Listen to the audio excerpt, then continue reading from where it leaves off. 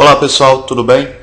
Eu vou falar nesse áudio sobre como incentivar o seu filho, a sua filha a estudar, né? E como estudar com eles, né?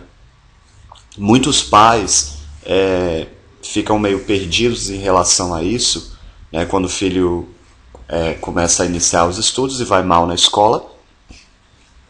E eu achei interessante fazer esse áudio porque quando eu era bem pequeno, eu tive algumas dificuldades em relação a como estudar, eu não sabia como estudar. E a minha mãe e o meu pai tiveram alguns problemas no ensino básico e no início, quinta, sexta série comigo, né? Então, a minha mãe tentava me ajudar a estudar, ela também me incentivava a como estudar e eu acho que de alguma maneira ela ficou meio perdida e eu tive algumas aulas particulares mas eu acabei aprendendo, né, com o tempo a estudar e tendo gosto pelo estudo, né, porque eu acho que no ensino fundamental, quinta, sexta, sétima, até o nono ano, eu não era um aluno muito aplicado. E eu não tinha muito interesse, assim, por estudar e eu era bastante disperso, enfim. E a partir do nono ano, eu comecei a me esforçar muito e a obter bons resultados e acho que eu aprendi a estudar, né? Principalmente depois do ensino fundamental, quando eu me preparei para passar no vestibular e, enfim, estudei para a Universidade Federal e passei um ano me dedicando para estudar, enfim, eu acho que eu acabei aprendendo como estudar, né? Estudando para concurso, estudando para passar no mestrado também, enfim. Galera, pais, né? Eu também trabalhei durante muitos anos dando aula particular, né? Muitos anos mesmo.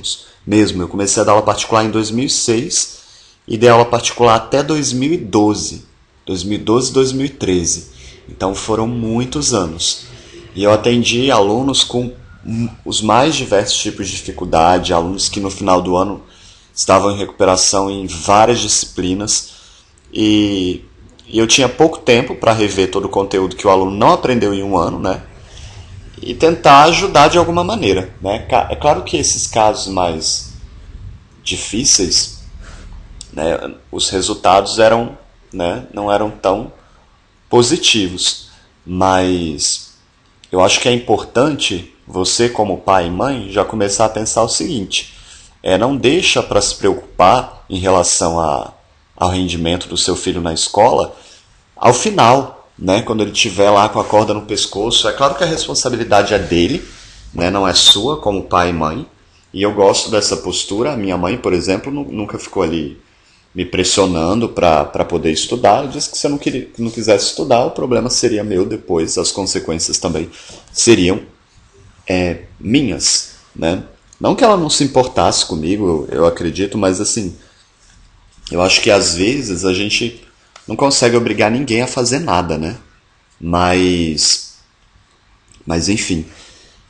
Então, eu acho que é importante que você comece a investigar como anda o rendimento do seu filho, né? Eu acho que não coloquem muita pressão nos filhos. Eu me lembro de uma situação em que o aluno tinha... Eu acho que o problema não era o aluno em si, eu acho que o problema era emocional com a família do aluno, né? O aluno estava de recuperação em língua portuguesa, era final do ano e tal, e teve uma discussão entre ele e o pai dele na minha frente, assim, e praticamente o pai dele espancou ele na minha frente. E foi bem, eu acredito que isso foi extremamente traumático para o menino. E eu tentava nas aulas, obviamente eu explicava o conteúdo, tentava estimulá-lo, né, mas principalmente dizendo para ele ignorar essa parte, né, de... É claro que ele não ia ignorar, né, gente, mas assim, tentando dar um apoio meio emocional para o menino, porque eu acho que o problema não era mesmo a capacidade dele. Ele era bastante inteligente, ele tinha uma boa memória, em relação a- ao conteúdo, né, que a gente estava vendo na época. E ele mandava bem, né? Só que chegava na hora da prova, ele não conseguia ter um bom desempenho. Então acredito que isso tenha sido gerado por por alguma frustração, por alguma coisa assim, enfim. Então é importante estimular o seu filho, é importante elogiar o seu filho. Eu acho que isso é fundamental no futuro, porque isso traz uma certa autoestima para a criança, né? Então, pais que ficam criticando, que família que fica fazendo, que em vez de elogiar, de ver, de reconhecer, de ver a qualidade, que é violenta, família que, por exemplo, não traz esse feedback positivo, né? Que só critica, que só consegue reconhecer o filho do outro, né? Que só consegue ver o outro o melhor e não na própria família. Isso traz uma estima baixa para a criança e isso acaba refletindo também na aprendizagem da criança. Então é importante elogiar. É extremamente importante elogiar. Isso faz bem para o ser humano, né? Não só para o seu filho, mas para as outras pessoas. A gente já vive num mundo tão crítico, né? Que são tantas coisas negativas que a gente escuta por aí, que se dentro de casa a gente também só tem esse tipo de feedback, né? O que vai ser da gente, né? O que serão dos nossos filhos, enfim.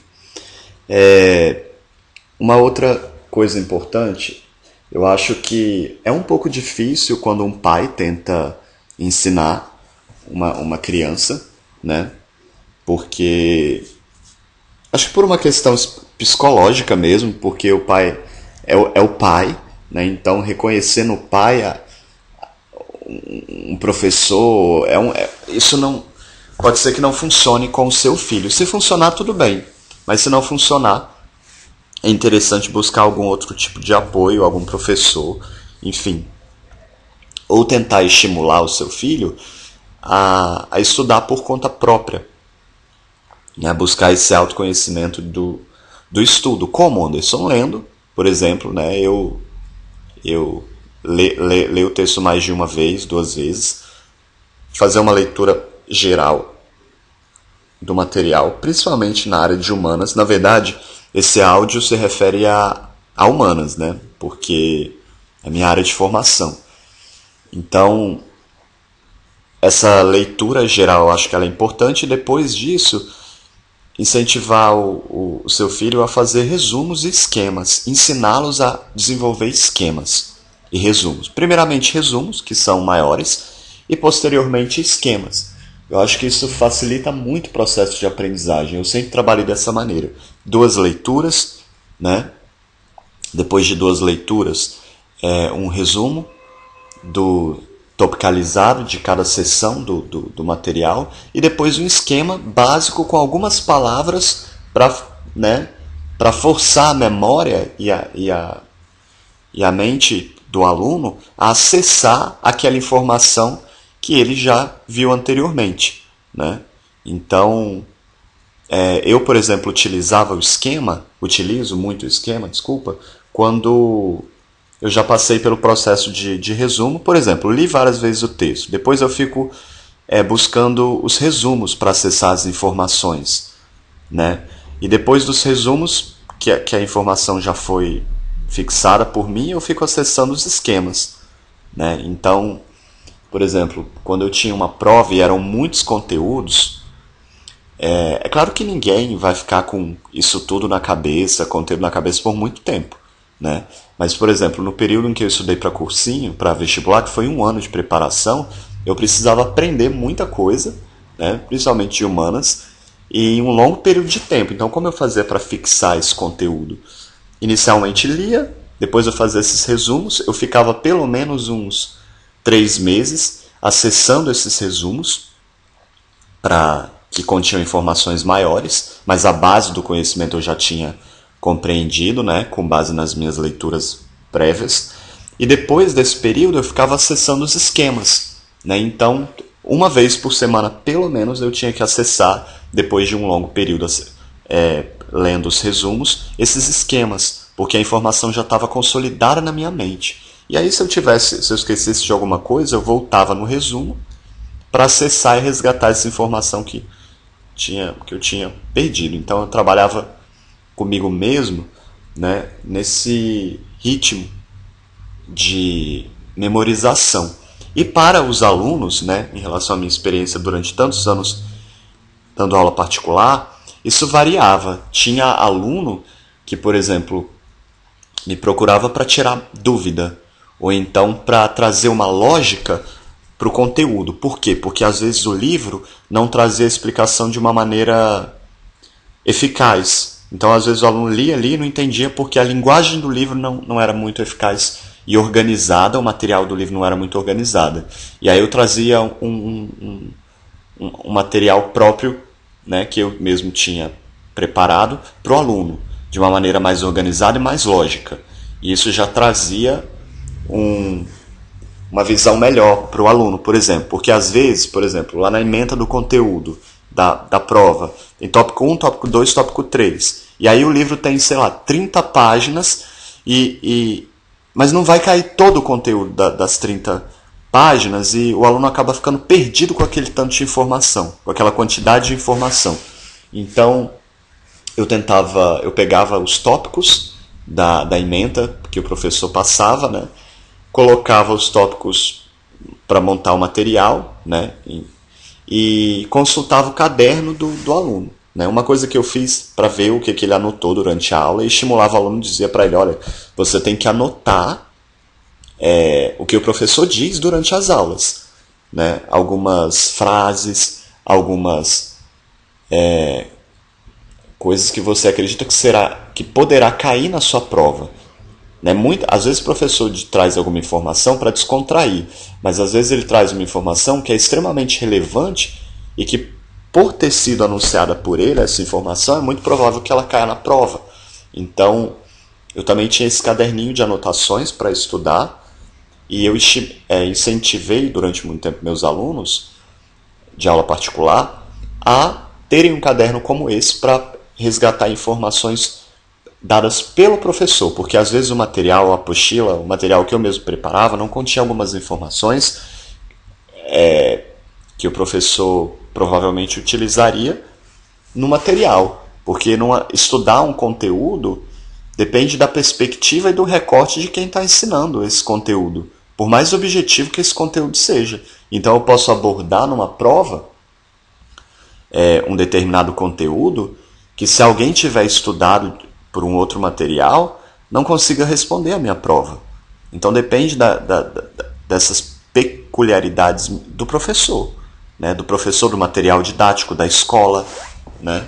Então, além dos esquemas, dos resumos, das leituras, é importante prestar atenção na aula e incentivar o seu filho a ter esse caderno de anotações. Era um caderno separado, por exemplo, que eu tinha, e eu utilizava cores diferentes para topicalizar, para não virar uma bagunça. Isso é uma outra coisa importante. Organização no material.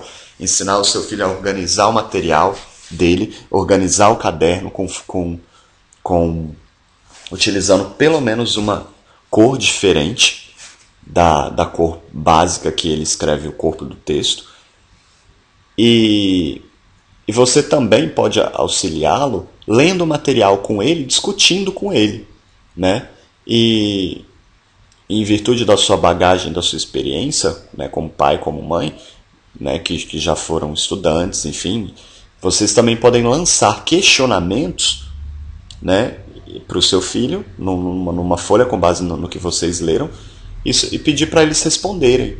Então, isso também facilita, né, trazer um diálogo, né, uma conversa sobre os pontos principais, ou melhor, pedir para o seu próprio filho explicar para você todo o conteúdo.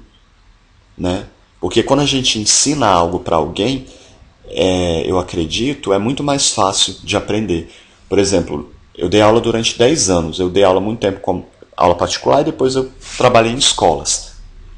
E quando eu tinha que estudar algum conteúdo que, para mim, né, não era muito acessível na minha memória, eu, até é estranho dizer isso, mas era muito mais fácil do que quando eu tinha que estudar o conteúdo por minha conta própria, ou quando eu tinha que, para mim mesmo, né, que estudar alguma coisa para mim mesmo, porque eu tinha uma responsabilidade muito grande como professor. Eu tinha o quê? 40 alunos, 30 alunos, eu precisava mesmo compreender a fundo o conteúdo para transmitir para as pessoas, para facilitar, né, a compreensão e para ver um diálogo em sala de aula, né, entre a partir desse conteúdo, né, diálogo, discussões, enfim.